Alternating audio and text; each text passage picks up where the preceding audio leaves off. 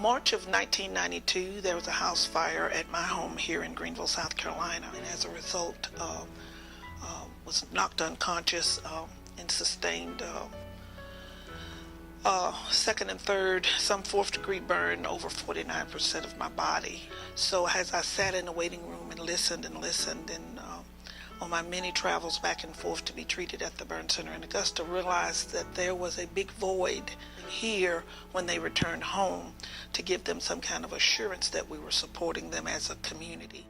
As I traveled back and forth, it was put in my spirit that Bridges from Augusta, and ere the name, we're bridging the gap for the burn survivor from the burn center in Augusta back to the upstate of South Carolina. And I think because I feel that I can make a difference, that I give it all I have to make sure that when they return from Augusta, that there's some resource, something available for them here in Greenville.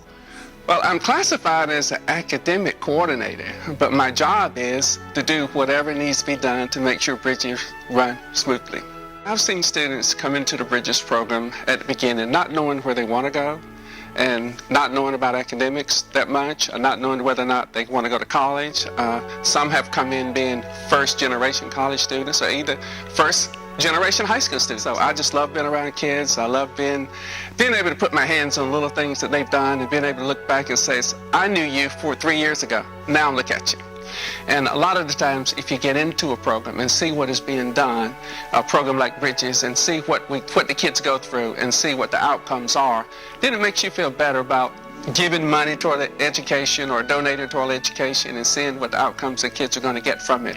But I just love kids. I get passionate about talking about education. And if I was young enough and wanted to go back and come through the same situations again, I would, but I would do some things differently, and I would work harder at some things as a whole, not just me individual, but the system as a whole, to improve the system. I wrote the vision down about 15 years ago on the plane back from a honeymoon, and one of the areas I felt like is the basics is food. And if it wasn't for other people joining and believing in what I'm doing and bringing their expertise, I don't think I could get as far as we have. Giving the food away to 17 different agencies, people just function better. They think clear, and it gives you a better perspective on life as you're trying to come through whatever you're going through, knowing that I'm helping change a life. That's so important to me, and I believe that a community as a whole changes a nation. If we just set aside the time, find an organization to connect to, and just go serve those people, because you're actually, whether you know it or not, whether you're out here in our garden and you're just digging a hole, you're really changing somebody's lives. You're giving them a second chance.